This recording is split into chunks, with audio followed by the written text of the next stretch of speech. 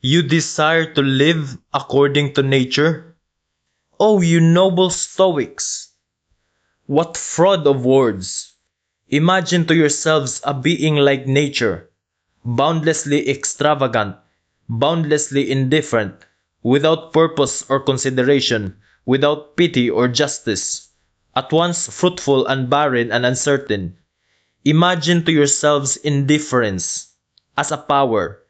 How could you live in accordance with such indifference? To live, is not that just endeavoring to be otherwise than this nature?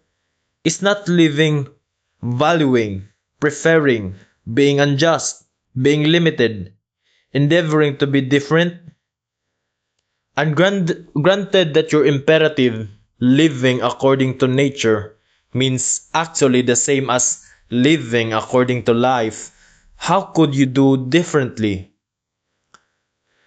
Why should you make a principle out of what you yourselves are and must be? In reality, however, it is quite otherwise with you.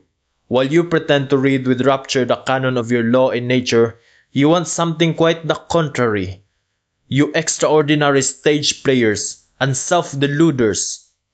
In your pride you wish to dictate your morals and ideals to nature herself, and to incorporate them therein.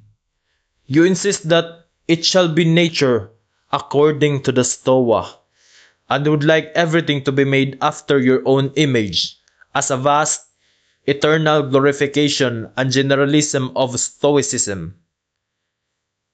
With all your love for truth, you have forced yourselves so long, so persistently, and with such hypnotic rigidity to say nature falsely, that is to say, stoically, that you are no longer able to see it otherwise, and to crown all, some unfathomable superciliousness gives you the bedlamite hope that because you are able to tyrannize over yourselves, Stoicism is self-tyranny, nature will also allow herself to be tyrannized over.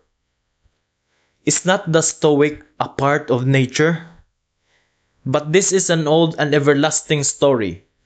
What happened in old times with the Stoics still happens today. As soon as ever a philosophy begins to believe in itself, it always creates the world in its own image. It cannot do otherwise. Philosophy is this tyrannical impulse itself, the most spiritual will to power, the will to creation of the world, the will to the causa prima.